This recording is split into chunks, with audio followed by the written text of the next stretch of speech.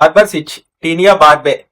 ఈ నెక్ మీద కానీ ఏదైతే షేవ్ చేస్తారో ఆ ఏరియాస్ లో బంప్స్ లాగా పస్ ఫిల్డ్ స్పాట్స్ రావడం, నెక్ మీద రావడం, ఇవన్నీ కంటామినేటెడ్ రేజర్స్ వాడడం వల్ల, అలానే టవల్స్ ఒకళ్ళు వాడడం వల్ల, ఇంకా రిమైనింగ్ బార్బర్ టూల్స్ వల్ల వస్తాయి. కాబట్టి దీన్ని బార్బర్ స్విచ్ అంటారు, లేకపోతే టీనియా బార్బే అంటారు.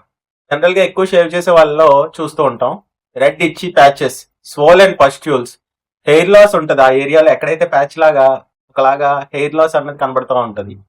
కొన్నిసార్లు కొద్దిగా ఊజ్ అవుతున్నట్టు, ఏదో లిక్విడ్ దాంట్లోంచి వస్తున్నట్టు కానీ, ఏదైనా క్రస్ట్ ఫార్మేషన్ కూడా కనబడుతూ ఉంటది.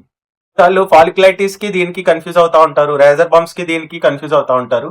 అది కంప్లీట్ గా డిఫరెంట్ థింగ్. ఈ బార్బర్ స్విచ్ అనేది మాత్రం ఫంగల్ ఇన్ఫెక్షన్. ఈ రేజర్స్ ఒకళ్ళు వాడడం కానీ, ఆ షేవింగ్ టూల్స్ ఒకళ్ళు వాడడం కానీ, బియర్డ్ ఏరియా అన్నది సరిగ్గా క్లీన్ గా ఉంచుకోకపోవడం కానీ, డ్రైగా ఉంచుకోకపోవడం కానీ చేస్తే ఇది రావడానికి ఆస్కారం ఉంది.